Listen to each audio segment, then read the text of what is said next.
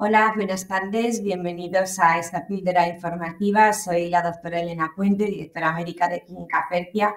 Ante todo, daros las gracias por compartir este tiempo hoy aquí y un especial agradecimiento al grupo de gestión Richter por invitarme a compartir conocimientos sobre el útero dismórfico. Vamos a hablar de la definición, la prevalencia, el impacto clínico, el manejo y su efecto a nivel de la receptividad del endometrio.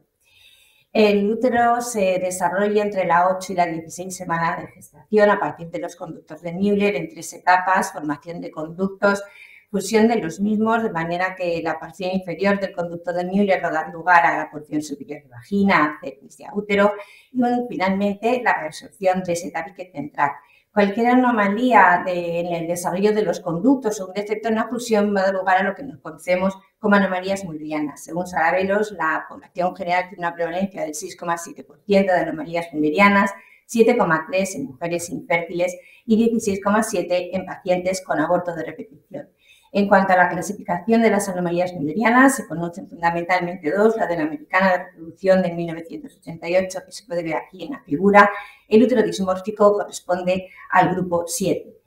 Más recientemente, la clasificación que se realizó entre la Europea de Reproducción y la Sociedad Europea de Endoscopia Ginecológica, de ambas surgió el grupo CONUTA es Congenital Uterine Anomalies, y ellos realizan una clasificación más sencilla, eliminan el útero acuato y se basa en la primitiva de Ginbrichis de 2013. Hablan de U0, útero normal; U1, útero dismórfico; U2, útero septo; 3, bicorne; 4, hemiútero y finalmente 5, ablación triniana.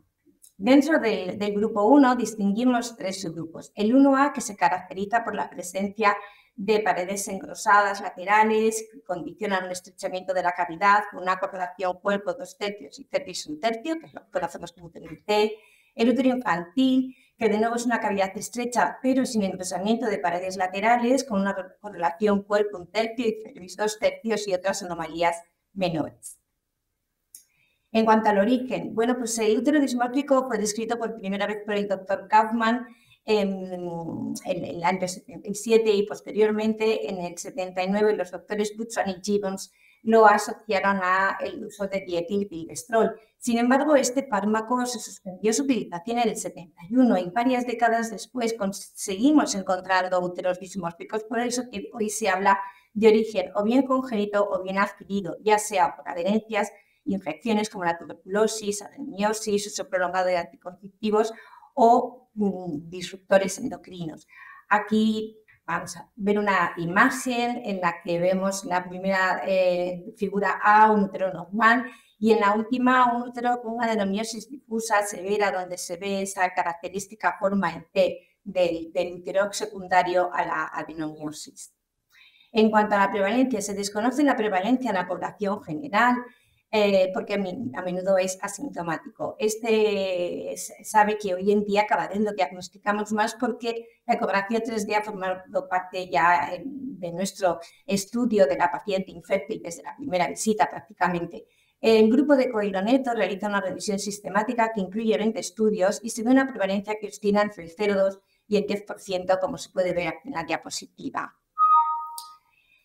En cuanto al diagnóstico, bueno, pues muchos autores consideraron que esta definición establecida por la R era un poco subjetiva, el engrosamiento de las paredes y cavidad estrecha. Es por ello que el grupo de expertos de anomalías congénitas se reunió y estableció unos criterios de diagnóstico muy bien definidos visualmente. Realizaron una ecografía 3D con una visión coronal donde se puede ver muy bien el contorno del útero y indican 3 mediciones. El ángulo de indentación lateral ha de ser menor o igual a 130 grados, la profundidad de esa indentación lateral mayor a 7 milímetros y el ángulo de la T menor de 40 grados. Ellos consideran que si se encuentran presentes los 3 criterios de diagnóstico, hablamos de útero en T; si solamente son 2, hablan de útero borderline; y cuando solamente uno está presente o ninguno, se habla de útero normal. Sin embargo, los propios autores señalan que se requiere una gran pericia que debe ser realizada por ultrasonografistas expertos y que requieren entrenamiento previo. para que el índice de reproducibilidad sea elevado. Es por ello que ninguno de los artículos publicados hasta la fecha sobre el útero dismórfico han utilizado esta clasificación. Es por ello que otros autores piensan en otro tipo de formas de diagnóstico que sean más sencillas y que pueden ser utilizadas en la práctica clínica diaria. Y así tenemos el grupo del doctor Alonso que establece la regla del 10, es bastante sencillo, hace un eco 3D y establecen 4 líneas. Una primera línea que une ambos orificios tubáricos, que llaman R0, una línea perpendicular localizada en el punto medio de R0 y a 1 centímetro del fondo una línea paralela a R0 que denominan R10 y a 20 milímetros R20. Ellos ven una alta sensibilidad y especificidad para el diagnóstico de útero cuando R10 es menor a 10 milímetros. En cuanto al diagnóstico, pues ya la R estableció muy claramente que ha de ser la ecografía 3D el método más preciso para diagnosticar las anomalías müllerianas. Como se puede ver en la diapositiva, ahí tenemos una imagen típica de útero entero, una estereosalpingografía, pero no podemos ver ni el contorno ni el grosor de las paredes, y lo mismo ocurre con la histeroscopia. Es por ello que el diagnóstico de elección es mediante ecografía 3D. ¿Cuándo sospecharlo clínicamente? Pues mujeres que tienen endometrio fino tenemos que ir a buscar un útero dismórfico cuando los endometrios no crecen, son menores de 6. Mujeres que tienen reglas 4 o 5 días y de repente nos cuentan que se han ido acortando y pueden llegar incluso a durar únicamente un día o antecedente de aborto ectópico. ¿Cuál es el impacto clínico del útero dismórfico? Pues ya Golan en el 92 apuntó que las mujeres con útero dismórfico tenían más aborto de repetición y tenían menor tasa de recién nacido vivo. De nuevo, este metaanálisis, revisión sistemática de Coiro-Neto, que incluye 20 autores, se asocia a su fertilidad, a aborto previo, aborto de repetición, a parto pretérmino, a fallo de implantación y a gestación ectópica. Y también se ha asociado a otros resultados obstétricos adversos como pequeña parada gestacional, placenta previa, reposición fetal, mayor incidencia de cesáreas. En cuanto a cuáles son las causas que realmente condicionan este peor éxito reproductivo y peores resultados obstétricos, se apuntan varias. Por un lado, menor volumen del endometrio, que se asocia a menor tasa de recién nacido vivo. Pero ¿cuál es el volumen endometrial normal? Pues según llaman en el 2000, el volumen endometrial mínimo para gestación viable está entre 2 y 2,5. Shield después, en 2001, realiza un estudio sobre 135 mujeres sometidas a ciclos VIP y apunta que el volumen endometrial mínimo para una gestación viable es de 1,5. La cavidad uterina es más pequeña por la presencia de esos anillos de constricción laterales que van estrechando la cavidad y que van a condicionar una contractilidad anómala, peor vascularización, una menor confianza, lo cual va a ser más difícil el crecimiento de estos úteros durante la gestación, pero todo ello puede tener un impacto a nivel de la receptividad endometrial. ¿Qué consideramos una cavidad uterina normal, de tamaño normal? No hay muchos estudios que analicen el tamaño del útero. Tenemos aquí el de Benacerraf, estudian mujeres premenopáusicas menores de 50 años, realizan un eco 3D y miden la distancia interostial y ven que para nulíparas la distancia media es de 27 milímetros y para multíparas de 33. Y que una distancia interostial se asocia a volumen endometrial y también al volumen de la cavidad. Hawkins midió la longitud del útero y hicieron un total de 9.000 ciclos a los cuales se les realizaba una transferencia de prueba y medía la distancia entre el cervical externo y fondo. Veía que entre 7 y 9 centímetros era la probabilidad máxima de gestación. Por debajo de 6 había una tasa de gestación que se reducía a la mitad y una mayor incidencia de aborto, y por debajo de 7 encontraban más ectópico. También estas mujeres presentan un endometrio fino, es más prevalente en esta entidad. Tras la ovulación, las arterias espirales experimentan un fenómeno de vasoconstricción. Esto hace que en el lugar de implantación haya un menor aflujo vascular, una menor tensión de oxígeno. Pues bien, estas mujeres con endometrios finos, los vasos están mucho más cerca del lugar de implantación y eso va a condicionar también presiones de oxígeno más elevadas, que puede tener un impacto en la receptividad. Y por otro lado, las mujeres con endometrio fino tienen también una menor expresión de factor de crecimiento endotelial, una vascularización más deficitaria y eso puede condicionar también anomalías en la placentación. En cuanto a cómo manejamos estos casos, bueno, hay dos corrientes, conducta expectante o realización de cirugía. Lo cierto es que no existe ningún estudio prospectivo, randomizado, controlado, que analice qué debemos hacer en una mujer que tiene un útero dismórfico, si mantener conducta expectante o realizar corrección quirúrgica mediante metroplastia por histeroscopia. ¿Cómo vamos a mejorar los resultados reproductivos en estas pacientes? El grupo de Coireleto, de nuevo, realiza esta revisión sistemática con un gran número de estudios, pero ellos sostienen que todos son observacionales, retrospectivos en su mayoría y carecen de un grupo control. El único que tiene grupo control dentro de esta serie es el de UIAR. Ellos comparan mujeres con útero dismórfico sometido a metroplastia y las tasas de gestación que se obtienen en mujeres que tienen úteros normales y ven que son equiparables, y entonces concluyen, bueno, pues que la técnica resulta beneficiosa para este grupo de mujeres. Sin embargo, Coireleto y los distintos autores piensan que se sobreestima el beneficio de la cirugía porque compara la misma paciente antes y después. El mismo grupo sirve de test y control y eso favorece la intervención testada, y lo que apoyan es el manejo expectante como práctica de elección en la clínica diaria. Sin embargo, otros muchos autores abogan por la metroplastia. Ya en el 93, Nagel y Mano descubrieron en un grupo de 8 pacientes con aborto de repetición el beneficio de realizar metroplastia. Este es un metaanálisis, una revisión sistemática del grupo de Simone Garzón, que incluye 11 estudios, incluye mujeres con infertilidad primaria, mujeres con aborto de repetición y parto prematuro, y en los 2 estudios ven que la tasa de recién nacido tras metroplastia es del 44,5% en mujeres con fertilidad primaria y de un 56% de mujeres con aborto de repetición. La tasa de gestación espontánea de todos los grupos es del 51,8% y ven una tasa de gestación espontánea del 32,4% en mujeres que tenían una técnica de reproducción asistida previa fallida. Son 956 procedimientos y reportan un índice de complicaciones muy bajo, tan solo 5. ¿Cómo es la técnica? Bueno, se trata de hacer un remodelado de la cavidad para que pueda recuperar su forma triangular. Aquí tenéis la figura 3, pre y post, y lo que se hacen son incisiones laterales para ir ampliando la cavidad. Se considera que la intervención se ha completado en el momento que vemos ambos orificios tubáricos desde el istmo.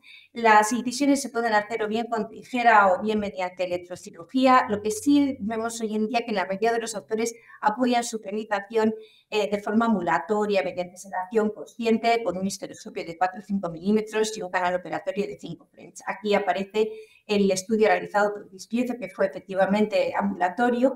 Eran 214 pacientes, pero con un seguimiento muy largo, a 60 meses, y de nuevo vemos que mejoran tanto las tasas de gestación tras reproducción asistida como de gestación espontánea. Y finalmente tenemos el estudio SWOT del grupo de la doctora Carrera. Analizan un total de 10 estudios y lo que evalúan son las fuerzas, la debilidad, las oportunidades y las amenazas. Y concluyen de su estudio que si bien no existen estudios prospectivos, randomizados, controlados, sí se trata de una técnica quirúrgica con una baja incidencia de complicaciones y que es relativamente simple, y es por ello que ellos abogan por ofrecerlo al menos o plantearles a esas pacientes con malos resultados reproductivos la realización de la técnica. Y ya para finalizar, presentamos un caso clínico de nuestro centro donde vemos cambios en genes relacionados con la dentada, implantación, con la sincronía endometrio embrionaria en una mujer con útero dismórfico. Se trata de una pareja que tras 2 años y medio de intento de gestación no lo consigue, tuvo la consulta, 35 años ella, recuento de antrales de 7, cariotipo normal, trompas normales, pero en la eco 3D se ve que se trata de un útero dismórfico. El varón, 37 años, cariotipo normal, sin hallazgos patológicos en el seminograma y con un estudio físico de alimentación normal.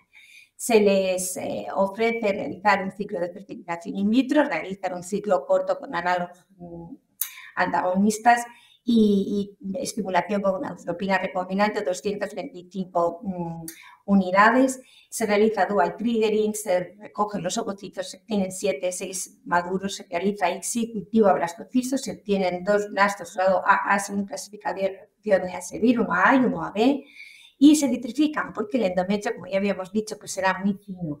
Entonces se plantea un ciclo sustituido, se alcanza un endometrio de 7.4, se realiza transfer que resulta negativo. Dado que no tienen más que un blasto restante, se les propone realizar otros estudios a nivel endometrial y entonces se les propone realizar lo que nosotros en aquellos momentos realizábamos más a menudo era el estudio de receptividad endometrial mediante TESERA, lo conocemos todos, análisis de 238 genes y también se realiza un análisis del microbioma mediante secuenciación masiva. El resultado es endometrio por receptivo, un día 84% de lactobacilos. Le proponemos realizar pauta con probióticos orales, vaginales y de nuevo ciclo sustituido, transferencia del segundo blasto con resultado negativo. En ese momento, tras 2 transferencias fallidas, se le propone la metroplastia. Aquí tenéis la imagen de la metroplastia, que esta vez se hace mediante electrocirugía. Después de su realización, recibe 2 meses de terapia estrogestagénica. Aplicamos la regla del 10 y esta vez el 10 está en 11,5 milímetros. Y consideramos que esta mujer ha mejorado el volumen de su cavidad, el volumen endometrial, incluso en el Doppler veíamos una importante vascularización a nivel de su endometrio y endometrial. Y pensamos que quizás todo esto podría haber tenido un impacto positivo en esos genes relacionados con la ventana de implantación, de manera que se vuelva a proponer un TESERA y en este caso el test es receptivo tras 5 días de administración de progesterona. Tanto es así que la pareja consigue una gestación espontánea tras 5 meses de la metroplastia, que era un poco lo que apuntaban otros autores, ¿no? Un 32,4% de gestación espontánea tras metroplastia. Entonces, no sabemos exactamente cómo afecta a la fertilidad, cómo afecta a la receptividad endometrial. Sabemos que provoca pues, alteraciones en cuanto al tamaño de la cavidad, contractilidad anómala, vascularización, menor confianza, pero quizás todos estos cambios pueden condicionar cambios a otros niveles de microbioma, expresión génica, factores inmunológicos, citoquinas. De hecho, este es el primer caso clínico en el que se reporta cambios en la expresión de genes relacionados con la ventana de implantación tras haber realizado una metroplastia en un útero en T previa a la cirugía. El endometrio no era receptivo, la paciente fue etiquetada de endometrio post-receptivo y tras la cirugía pues encontramos que bueno, la receptividad ha cambiado y hemos conseguido un endometrio receptivo y la paciente consigue gestar de manera espontánea. No hay muchos estudios que analicen la expresión de genes relacionados con la ventana de implantación en úteros normales y dismórficos. Este es un estudio que he encontrado de la doctora Jin Su, que analiza la expresión de estos 3 genes, OXA10 y sus genes Diana, en mujeres con úteros de morfología normal y con úteros con anomalías mullerianas. Estudian genes del grupo de la familia Homebox. Estos genes Homebox son muy importantes porque su expresión se relaciona con el desarrollo del eje axial en la época embrionaria, el desarrollo del aparato genital femenino y también están presentes en la edad adulta. De hecho, mujeres infértiles tienen una menor expresión tanto de OXA10 como de OXA11. Bueno, pues aquí tenéis lo que ocurre. En la gráfica de la derecha se ve cuál es el nivel de expresión normal. Esta expresión de OXA10 está modulada por los esteroides sexuales. A partir de fase lutea media comienza a aumentar el nivel de expresión y se mantiene elevado durante toda la fase secretora. Y sus genes Diana, por el contrario, pues tienen un grado de expresión mucho menor. Bueno, pues bien, como se ve en esta gráfica, lo que ocurre es que OXA10 está mucho menos expresado y sus genes Diana tienen un nivel de expresión mayor, es decir, hay un importante cambio en genes de la familia Homebox que tienen un papel muy preponderante en ese ventana de implantación, en crear esas condiciones adecuadas para que haya un diálogo, una sincronía entre el embrión y el endometrio receptivo. En este caso, se objetivan cambios en genes implicados en la ventana de implantación tras la cirugía, lo que vimos en nuestro caso clínico. Finalmente, para concluir, no hay una definición universalmente aceptada del útero dismórfico. Es necesario establecer unos criterios diagnósticos objetivos, generalizados, que nos permitan analizar los resultados de unos estudios y otros. No existen estudios prospectivos randomizados, pero como apuntaba la doctora Carrera, debido a la asociación de útero dismórfico y peores resultados reproductivos, dado que la cirugía es sencilla y la tasa de complicaciones es baja, podría ofrecerse a pacientes que tienen mala historia reproductiva. Y finalmente, como última conclusión, los cambios que hemos descrito en este caso clínico pueden dar lugar a futuras líneas de investigación que nos permitan realmente explicar por qué esa mejora en las tasas de gestación y en los resultados obstétricos descritas por diversos autores tras la cirugía. Esto es todo y muchísimas gracias por su atención.